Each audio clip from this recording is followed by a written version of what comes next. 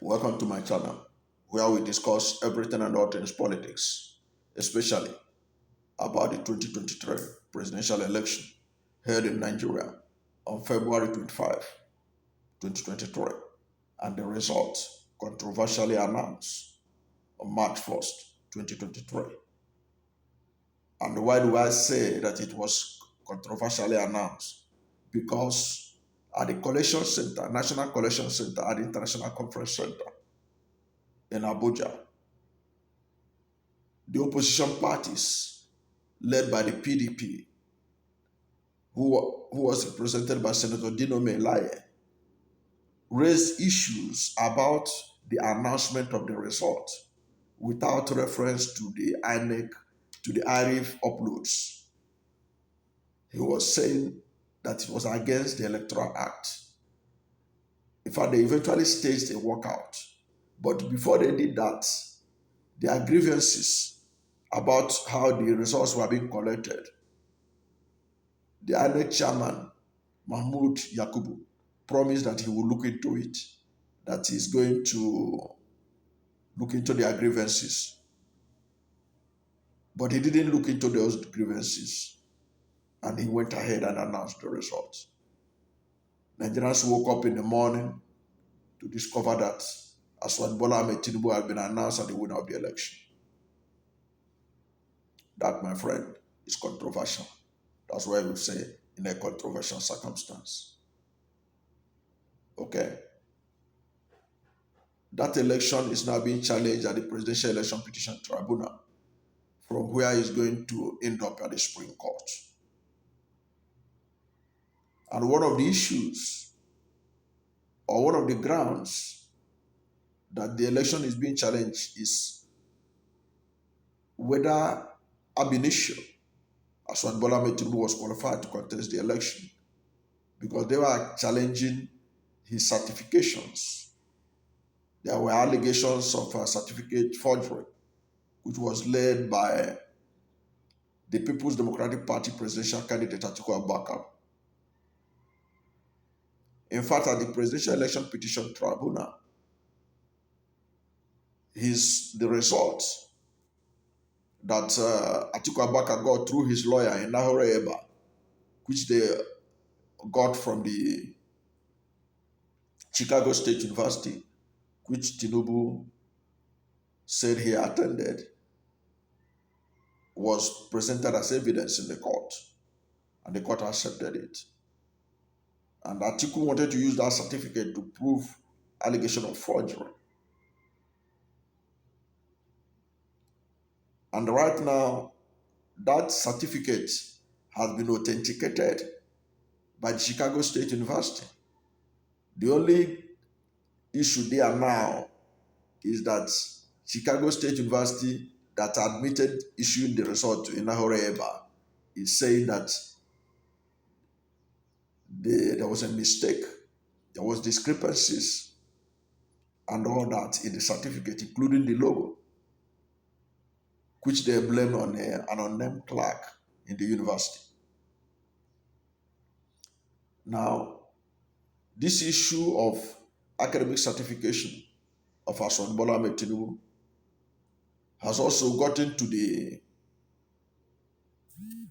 Chicago itself, where Atiku Abubakar has filed a suit to get more details, to compel Chicago State University to release virtually all the academic records of President Bola Ahmed Tinubu, because he wants to find out something.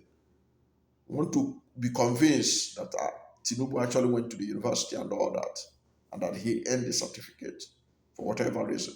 But he wanted to use it to authenticate his claim of alleged certificate forgery and all that. And Tinubu has stopped him from having it, because when he filed the suit, Tinubu filed his own counter suit to stop him by telling the court not to allow the university to release the results, and by also telling the university not to release the results, saying that giving all kinds of reasons why it should not be released. Now, that particular matter is what a syndicated columnist, Kpereogi, Farooq Kpereogi, who is a Nigerian based in the United States, where he teaches in a university there. And he wrote an article trying to explain why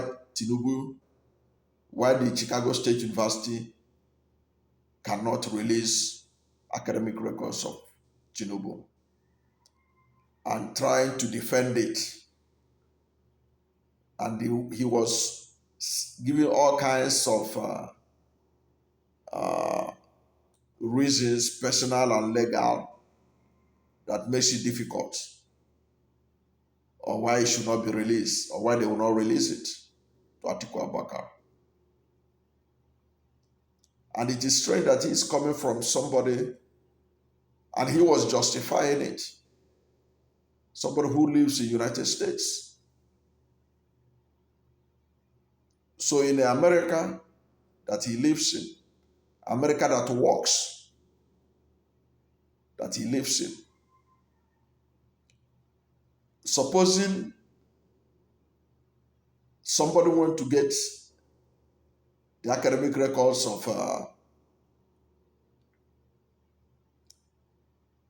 Donald Trump,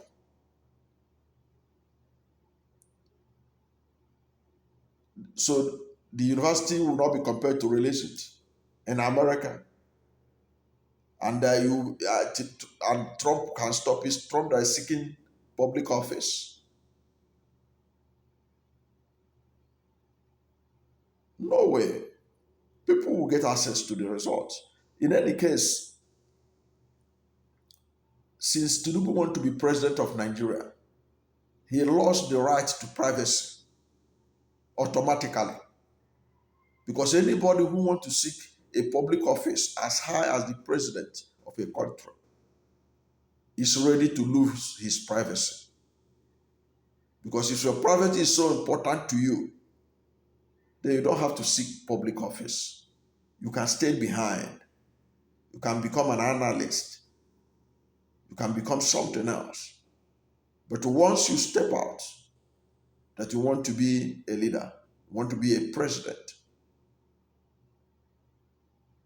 if you cannot stand the heat, you get out of the kitchen. So there is no excuse Kpereogi will give that justifies the shenanigan going on in Chicago about Tinubu's record. In fact, if Tinubu is so confident of his record, he will not be blocking people from having access to it. He will not be blocking Atiku Abubakar from having access to his record. Tinubu himself can also ask to have access. Atiku Abubakar attended schools in Nigeria and abroad. Tinubu can also try to find out academic records of Atiku Abubakar.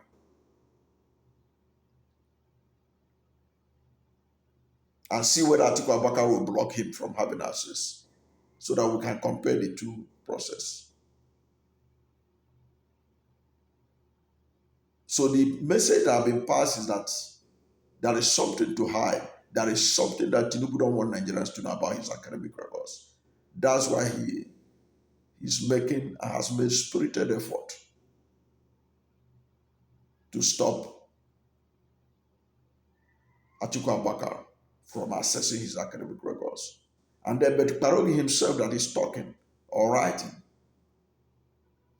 Kpereogi is one of the people that demonized former President Yemi Osibanjo,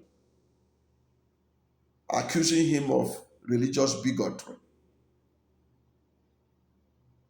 Kpereogi is one of the people, perhaps out of religious sentiment,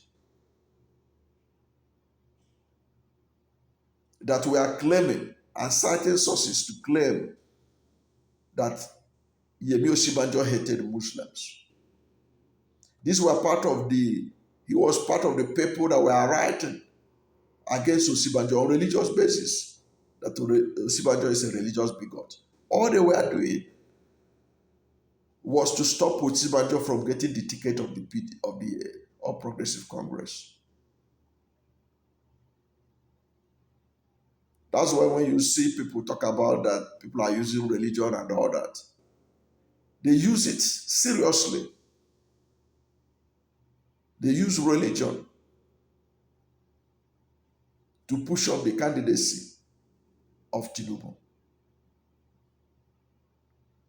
by demonizing Yemi Osibanjo and making him a religious bigot.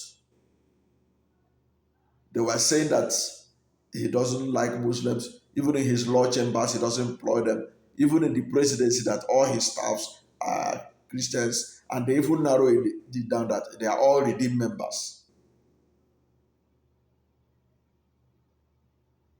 What they were trying to do was to ensure that they use religion to sideline Osibanjo and from getting the ticket of the APC, especially from among northern Muslim governors, who, as we all know, are always very sensitive about the issue of religion.